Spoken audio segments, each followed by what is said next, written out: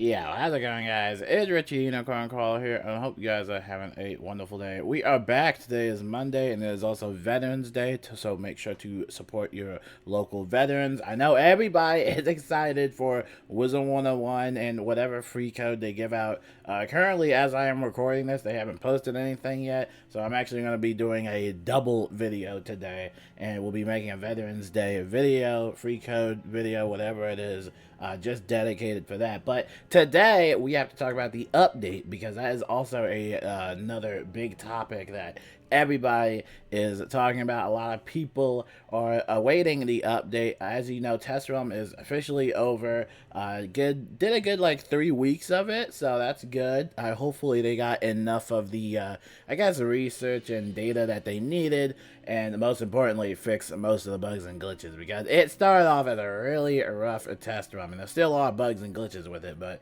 I'm just hoping for a decent launch at that. And that's what we're going to talk about right now. We're going to talk all about Selanopolis, spells, and magic weaving and all that stuff. First of all, let's start with Selanopolis. This is a new area. It is not a new world, alright? A lot of people think that this is a new world. No, it's not. This is just a side area. Kind of think of Wizard City Catacombs in a sense. This will basically be linked to Crocotopia. So yeah, we're going back to Crocotopia.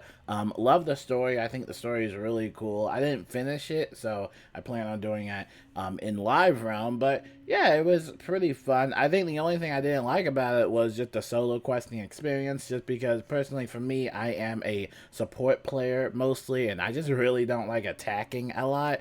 So yeah, I definitely recommend to quest with a partner, but if you don't, or if you don't find any difficulties in solo play, then, you know, you should be fine. But overall, though, the content is really great, and I absolutely love it. And in order to unlock Selanopolis, you gotta make sure that you actually completed Wallaroo. Now, you only have to complete the mainline stuff of Wallaroo, even though this is a side area, right? It's still mainline. You do not have to do the Nightmare Dungeon, because remember, the Nightmare Dungeon is its own separate thing. So you do not have to do that atrocious dungeon ever again, like, or at all. You don't have to do that because it's not considered mainline. So you just have to do mainline of Wallaroo, and then you go to the Arcanum, as usual, talk to Librarian, Fitzhuman, all that fun stuff, right? And then let's also talk about a little bit about the gear. It's a direct template to, you know, the Nightmare Dungeon gear as well. So more incentive to not really do the Nightmare Dungeon if you just really don't want to go through that headache. But yeah, Selanopolis is really good. Okay, so now let's talk about all the other stuff. Now that you know how to get to Selanopolis, let's talk about everything that's in the update. This will be kind of like a checklist. So we are getting a lot of spells, and I mean a lot, over 100 spells. Obviously, you're not going to be able to train all of them because some of them are magic weaving specific. But yeah, we're just getting a lot of spells. New auras, new utility spells, and lore spells, you know, just really cool stuff. We're just getting a whole bunch of stuff. So yeah, it should be fun. Make sure you do have training points available, because you definitely do want to have some spare left over in case you wanted to try out some of these spells. I've heard stories of people that do not have enough training points. The trick about this is that you literally can't train every single spell. So hopefully they release a free training point buyback soon, or when the update does arrive, and that way you can make your own decision about the spells that you would truly need. And we made that training point video kind of telling you guys about some of the ways that you can kind of save up your training points if you have some spellments unlocked. So I would highly recommend that, and just only getting the spells that you actually are going to use. Like, you don't need all the dispels. I really don't think you need all the dispels. Even Tower Shield might be subjective. I know some people like to get Tower Shield. Personally, for me, I haven't used Tower Shield in years. I have my pet to basically do a Maycast Tower Shield. But, you know, just make sure that you're training the spells that you actually want, and then just make sure you have enough training points so that you can train up some of these new spells, because these new spells are really cool looking and they're really useful. So make sure to check that out. And then up next, we got to talk about magic weaving, which is also going to be linked to Selanopolis and Crocotopia. Now, magic weaving can be unlocked once you actually defeat Malistaire. You actually see it in your spellbook icon right now whenever the update comes in. that once you complete Dragonspire, you'll be allowed to basically do the tutorial for Arc Mastery and Magic Weaving. And then when you get your first Spell Fusion recipe, then you'll be able to do that tutorial as well. So lots of tutorials.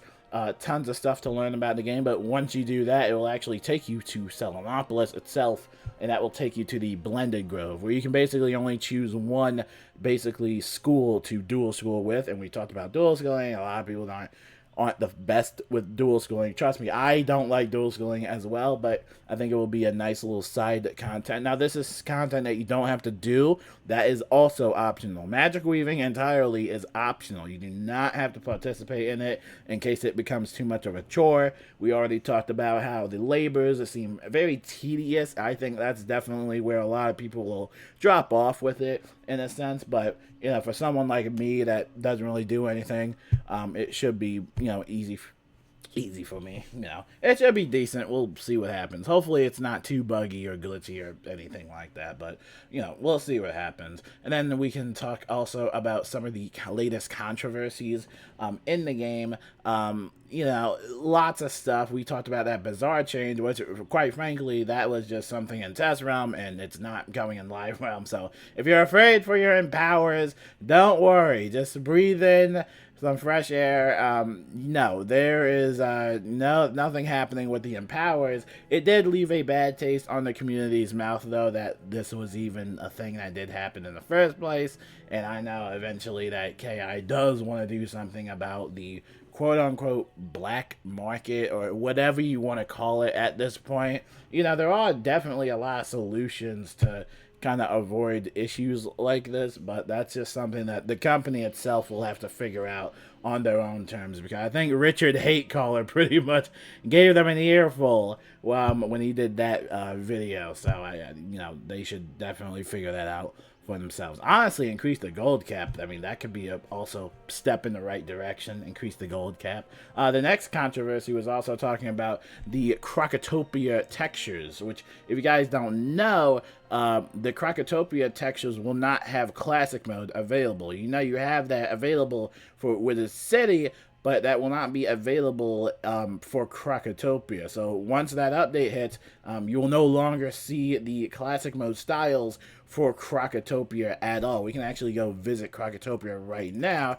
and a lot of people have kind of criticized the new texture pack as not really being in line with how Crocotopia looks. You can see everything is kind of old and jagged and stuff like that, and I think a lot of people prefer this style, or at least some people. It looks like it's a very split ratio of this type of controversy in a sense. Personally, for me, I just genuinely don't care. I've seen enough of Crocotopia in my time. I think it does look cool, but again, it is nice to have that classic mode option, and we already went through this. I'm sure Contemplative will write another essay about it, but I guess it was just too much of a hindrance for them to implement it in the update, saying that very few people use it, so whatever that means. So yes, unfortunately, classic mode will not be for Crocotopia. So if you want to take some photomancy pictures, now would be the time to do it.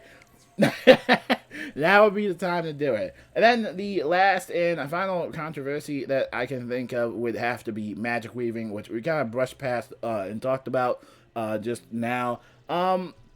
Magic Weaving, it's a very fun concept.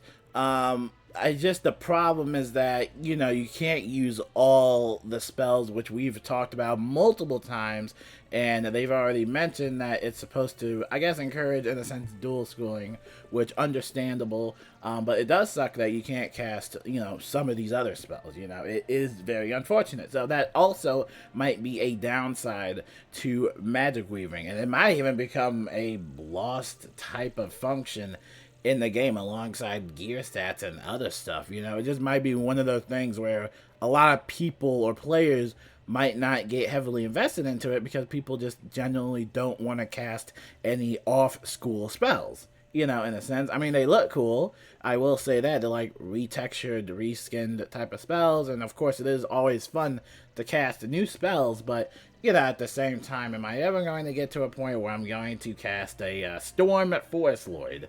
Probably not, But the utility spells you get for Magic Weaving are pretty cool, and that's definitely what I'm going to be aiming for, because I want that double blade item card, or card in general. That will definitely help out. I play with a lot of Storm Wizards, so that will definitely be a nice little spell to have in my deck. But by all means, though, overall, the update for me is pretty nice. I really do love the update. I haven't really noticed that much problems with it. I think the main thing I just want them to focus on is just, you know, bugs and glitches. Even if the bugs and glitches are minor, they can become major, and they can kind of interrupt your flow with the game in general. You know, like if something, you know, knock on wood, were to happen to like the Magic Weaving tutorial, that would be a problem. So, you know, hopefully when they do release it in the live realm, everything is just fine, and everything is just decent, right? We will see what happens. I'm not going to leave you here for like another 20-minute video.